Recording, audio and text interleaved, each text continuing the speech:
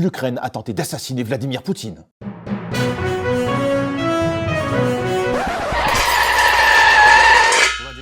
Selon Moscou, Kiev a tenté d'attaquer la résidence officielle de Vladimir Poutine.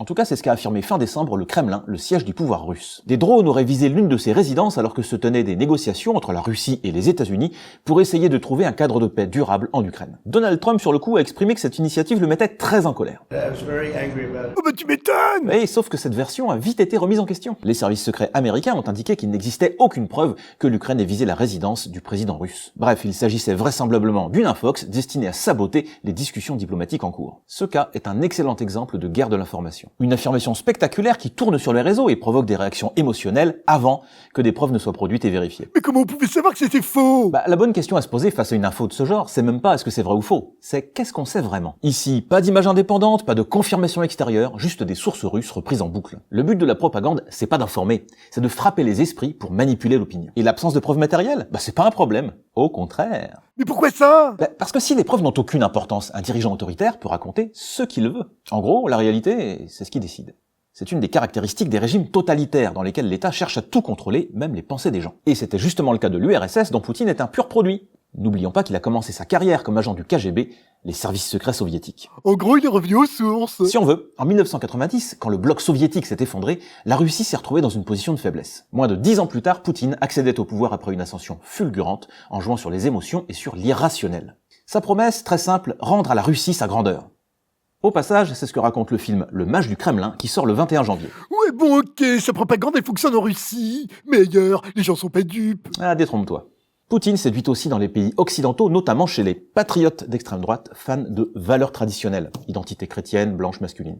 La Russie, je prends le pari, n'envahira pas l'Ukraine. La Russie, du coup, masse des troupes à la frontière. Vous y pensez à une invasion possible? Non, mais je ne le crois pas du tout. Je vois vraiment pas ce que les Russes feraient en Ukraine. On peut noter aussi, parfois, une certaine complaisance pour lui à l'extrême gauche, vu qu'il s'oppose à l'OTAN, l'organisation militaire constituée autour des États-Unis, à l'origine contre l'URSS. Poutine, quand il masse ses troupes autour de l'Ukraine, dans cette affaire, vous considérez-vous que c'est l'OTAN l'agresseur ou que ce sont les Russes? C'est l'OTAN l'agresseur. Sans aucun doute. Pour moi, Pour moi. C'est l'OTAN l'agresseur? Ah ben évidemment. Ouais, donc ces gens-là, ils participent à la désinformation russe? Oui. Rappelle-toi ce que disaient certains commentateurs et responsables politiques juste avant l'invasion de l'Ukraine en février 2022. Les alertes des services secrets américains sont exagérées, la Russie n'envahira jamais son voisin, tout ça n'est que de la propagande au service de l'OTAN. Et pourtant, le 24 février 2022, les chars russes passent la frontière.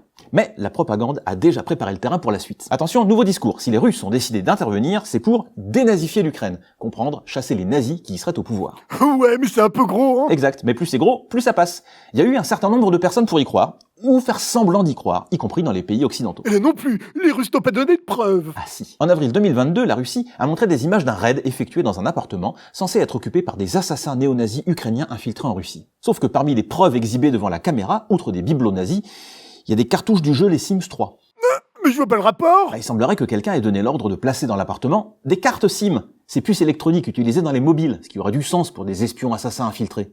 Mais la personne chargée d'exécuter le plan ne devait pas savoir ce que c'était et a commandé à la place des cartouches du jeu Les Sims. Mais c'est pas possible. Ils peuvent pas être aussi nuls. Ah mais si. Parce que cette histoire, elle a fait beaucoup rire, mais uniquement les gens qui ne sont pas déjà convaincus par la propagande. Ceux qui, de toute façon, sont du côté de l'Ukraine. Mais pour le public visé, peu informé ou prêt à tout gober parce que ça vient confirmer ce qu'il croit, ça suffit. Une désinformation n'a pas besoin d'être parfaite, ni même crédible, juste d'être répétée en boucle.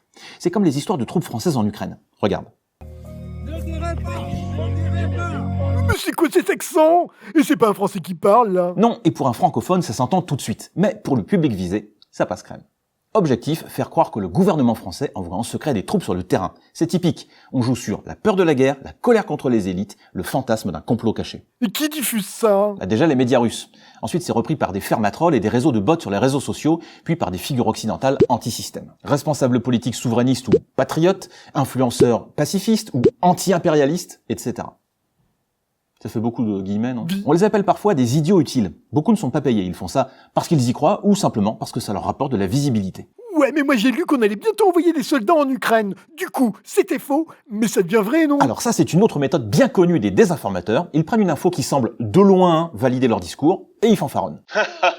On vous l'avait bien dit, non? Sauf que quand on regarde dans les détails, ça correspond plus du tout. Emmanuel Macron a indiqué début janvier que des soldats français pourraient être déployés en Ukraine avec ceux d'autres pays après la signature d'un cessez-le-feu avec la Russie. On ne parle pas d'un acte de guerre, mais d'une mission de maintien de la paix, une garantie que l'accord ne sera pas violé. Mais bon, tu comprends que Poutine et ses amis ont tout intérêt à se présenter comme les victimes et à accuser les autres de vouloir les attaquer, c'est une tactique vieille comme le monde et ça marche toujours aussi bien. Ouais, mais comment on fait pour pas se faire avoir? 3 réflexes simples. 1. Se méfier de l'émotion. Si une info te met très en colère ou te fait très peur, réfléchis avant d'y croire ou de la partager.